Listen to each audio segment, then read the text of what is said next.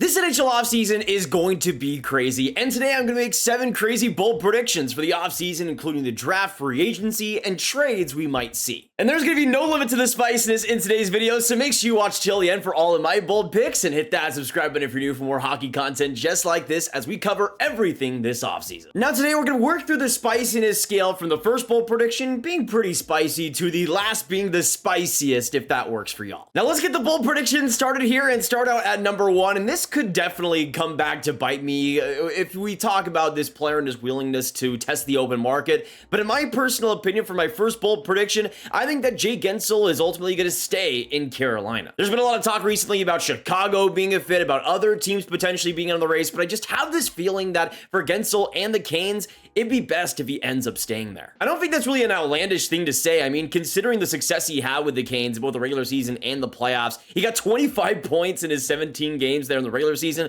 and was an impact player for them in the playoffs, especially at the Stars, where he was one of their best offensive producers. To me, for the Canes, Guentzel needs to stay, especially considering how much more they still, I think, need to upgrade the scoring and the consistency there. Guentzel, if you're able to keep him, would be huge for Carolina. To me, I think the Canes need to add more players like Guentzel, not lose them, and I think they should do anything possible to keep him. You could just see the improvement in offense for Carolina, and you can see once he was traded there, he led the team in scoring and points per game and pure points, and right behind him was Sebastian Aho at 24. But to me, it is incredibly important for Carolina to keep him. You see the difference in play when he's there, and even though this season didn't lead to a Stanley Cup like they might have wanted, to me, Guentzel is part of the solution and not the problem. Next up, we go on to another guy that has also had his name in a lot of rumors, especially towards free agency, but I think is even less talked about potentially staying with his team. Next up, number 2, I think Patrick Kane is going to stay with the Detroit Red Wings. Now, this one I think is a lot spicier on the surface because it feels like for a lot of this era with Patrick Kane in Detroit, the assumption was that he would probably just leave in free agency, go somewhere else, and I think that's the assumption that a lot of people have. I feel like there's an assumption out there that he could go to another Atlantic team like the Florida Panthers or even the Buffalo Sabres, and I could see especially the Panthers being a pretty good fit. I just feel like with how good he was once he was signed there in Detroit, that it, just like Guentzel, Carolina, might be best if both parties find a way to make a deal work. Florida obviously would be a great situation for him to be in too in terms of winning a Stanley Cup, but I feel like Kane, a part of that offense, Detroit gave him a great opportunity to succeed, and he was able to run with it. 47 points in 50 games, he was fantastic for them offensively, and really changed the outlook of that offense, which I don't think is something Detroit wants to lose easily. Really, I think the big thing that could keep Kane away from Detroit is the asking price and the term there. If Kane wants 3 years plus, I just don't think Detroit is going to be able to make that work. Even if it's around 2 years, I could still see Detroit being in on him and finding a way to make a deal happen. I mean, at this point, Kane has made all the money he possibly can. In the right situation, I think he could really thrive, and that's what really happened in Detroit. That's what he was able to accomplish, and I think it will continue that way if he stays. But I'd love to know down below, if you're Kane, do you stay? Do you go? Where would you go if you leave? But no matter what, I think even if Kane leaves Detroit for good, I think the Red Wings are going to be in on another top 6 forward. We've talked a lot about Natchez recently.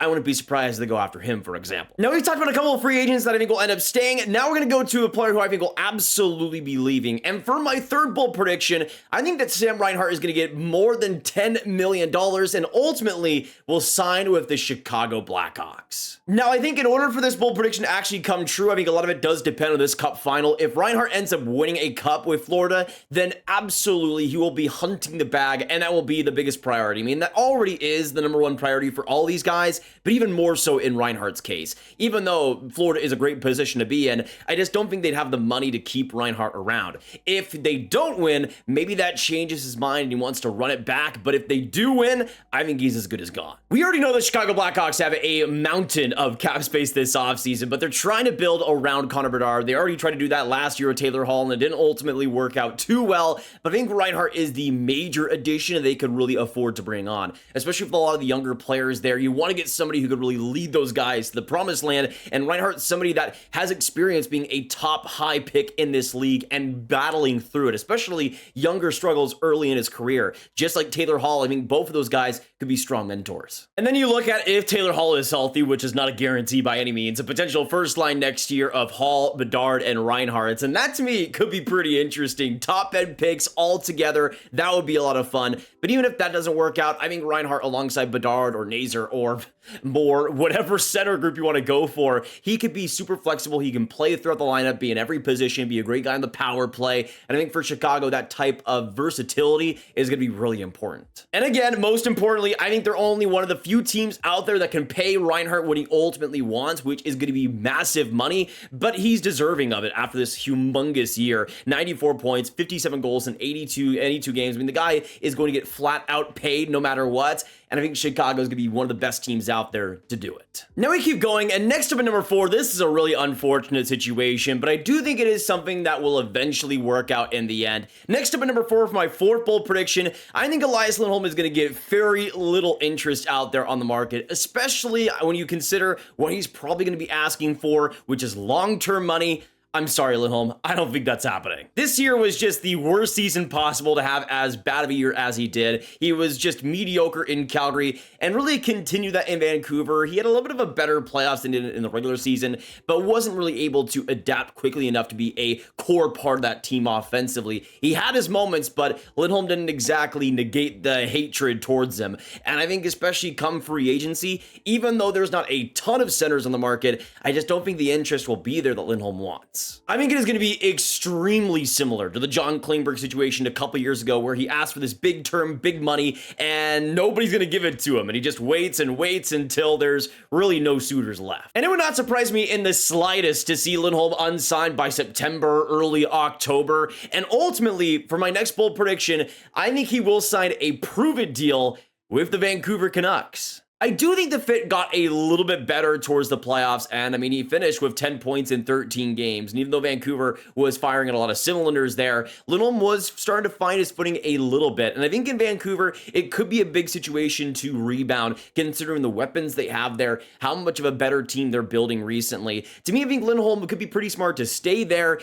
get some more reps, and ultimately, hopefully get a better deal next year, because I just don't see this being the year that he's going to get it. He obviously could go to some other team, but I think considering the history already there and just the ease of signing back there in Vancouver, and I think the position they could put him in, I think Vancouver could be wise to bring him back, and I think Lindholm will have a much better year, hopefully. Now we're going to move on to number 5 and my 5th bold prediction, and this one is really going to suck for pretty much everybody involved, I think. And for my 5th bold prediction, I think Mitch Marner is going to stay a Toronto Maple Leaf. Throughout a lot of the trade speculation of Marner, especially after the Leafs got eliminated to the Bruins in round 1, a lot of it hinged on that no-move clause and whether Marner would be fine with going somewhere else. Well, it doesn't really seem to be the case. Mitch Marner prefers to stay with the Leafs and become a UFA, with his camp promoting this idea publicly. You even had Brad Treliving commenting on it, saying Mitch controls a lot of this thing with the no-move clause. If there's a way to make our team better, we're going to do it, but we're certainly not going to make a trade just so we can pound our chest and say, look, we're different. So it seems like the Leafs are also staying patient,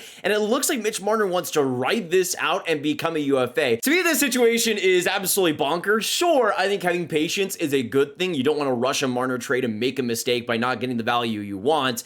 But I don't understand this from Mitch Marner's point of view. How is Leafs Nation gonna love you so much more if you just walk in free agency? I mean, it didn't exactly work for Islanders fans and Tavares, I'll tell you that. But ultimately, that no-move clause is what matters in this situation. If Marner doesn't want to leave, then he's not gonna leave. It's ultimately up to him, and I think Marner just wants to write this out, which I think is idiotic because I don't think it's gonna work in the end, especially if he has intentions to leave in free agency anyways, but whatever. The point is, I don't see him leaving, and for the Leafs, he will still be a great offensive player in the regular season. We know what he can do. We know the skills that he has, but I just gotta say, the definition of insanity, it's really rearing its ugly head right now, but I just don't see this working out in the end. I would like to be wrong. I'd like to see Marner become this folk hero after winning a Stanley Cup, but it's the Toronto Maple Leafs we're talking about, man. Go play in California or something where there's less expectations. I think that's what Marner will ultimately need. I honestly feel bad for Brad Treliving in this situation, though, because there's no real win in here. Because if they stay patient, if they don't make a trade, then Marner is just going to leave in free agency. But even if they do, Marner's value is probably at the lowest it'll be around this period, just because of all of the talk around him, all the lack of really playoff performance there.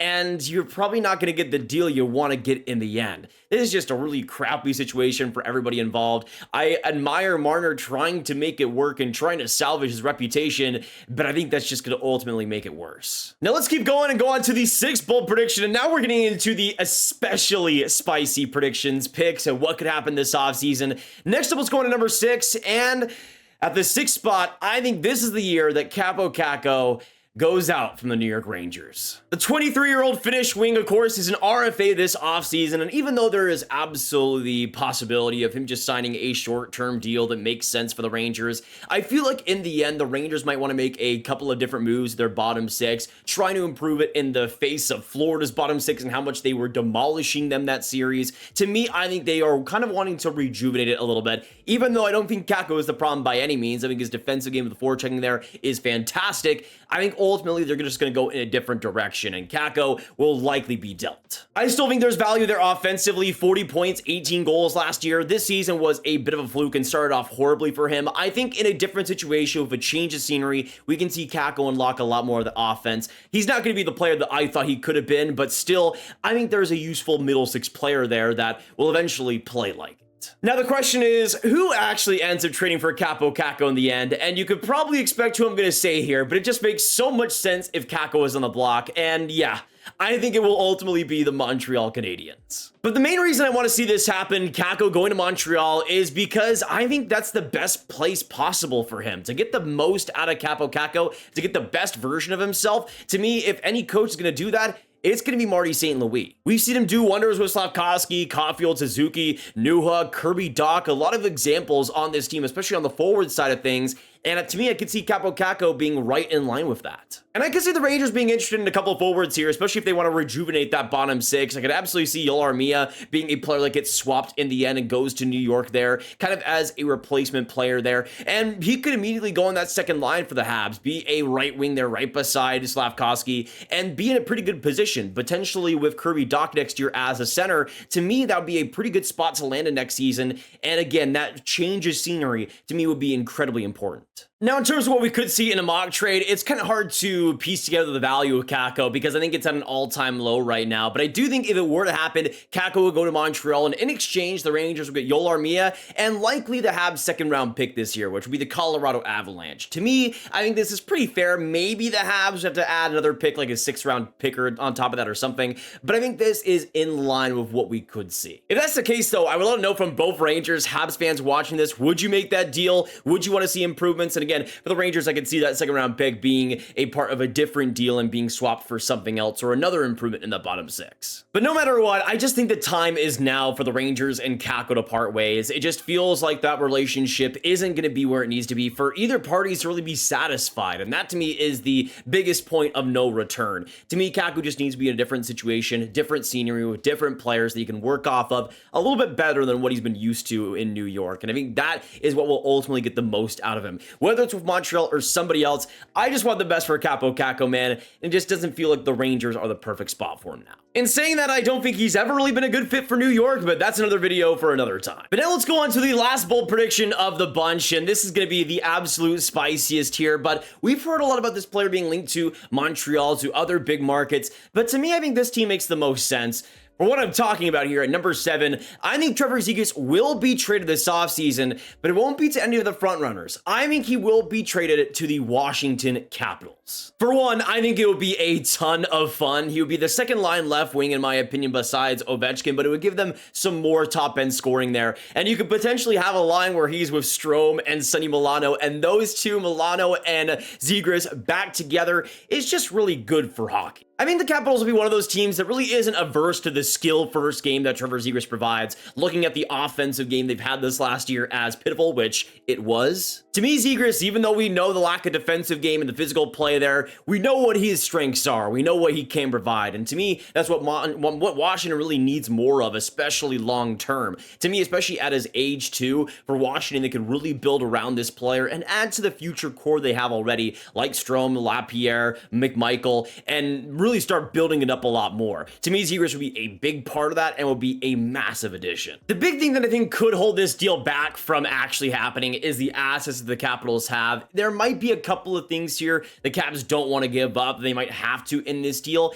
But I think it could be worth it if they're going for the style that Zegras has, if they want more of that in the lineup, more pure offense. Zegras does bring that. Of course, to the Caps would be Zegras. I think we could see a deal kind of fall in line like this, where likely Trevor Van Riemsdyk would be going back to Anaheim. Really solid, bigger D, who I think can move the puck well, who I think would be a solid addition onto Anaheim's bottom pair on that right side. I think Bogdan Triniev, as well as a bigger power forward, as a prospect that could be maybe on the bottom six in the future, could be something that Anaheim wants to target. Also, I do think Brenton Johnson, even though he's a smaller defensive defenseman, he's somebody that I mean could be really interesting. He's been progressing well in Ohio State in the NCAA. A little bit more of a project for Anaheim, but could be somebody that also could factor into a bottom pair in a couple of years' time. And then on top of that, you did the 17th overall pick, which the Capitals own, and then another second round pick on top of it for this year, being the Vegas Golden Knights. But even though there might be teams out there that offer a better player or prospect individually, I think the Caps have a lot of different assets if the Ducks wanted to go for more quantity rather than pure quality, and still a 17th overall pick would be a pretty big asset to get back. But we'll see what happens. I think Washington makes a ton of sense though for the player, for the team, for what the Caps need, for what Zegras could be eventually. To me, I think in that perfect opportunity, given a lot more ice time, Zegras could be pretty special in Washington and finally start to unlock some of the offense, and especially alongside Strom. I mean, those two guys would be unbelievable playmakers next to each other. It would be insane. I think Zegras could offer a lot to the Caps though, and especially considering his age, he's right in the timeline of what the Caps are building right now. For me, Washington is kind of in that no man's land, even with the prospects they have right now and the younger players they have, but if they were to add on Zegras, to me, that would make their future a lot better. But I'd love to know your thoughts down below on my bold predictions, what you guys are thinking, what you agree, what you disagree with, and everything like that. I'd also love to know your bold prediction for the offseason. There could be so much that happens, and I'd love to know your thoughts down below. Of course, make sure you hit that like button, hit that subscribe button, hit the notification bell for more videos just like this and to support the channel. And also share the video with all the hockey fans you guys know online, and click on this card for all the trade rumors in one single playlist. Great playlist for you to binge, get some popcorn, get some soda, and just go all out and go to town on. And I will see you in the next one. I hope you guys have a fantastic hockey day. Keep living life, keep drinking water, and I will see you in the next one. Goodbye.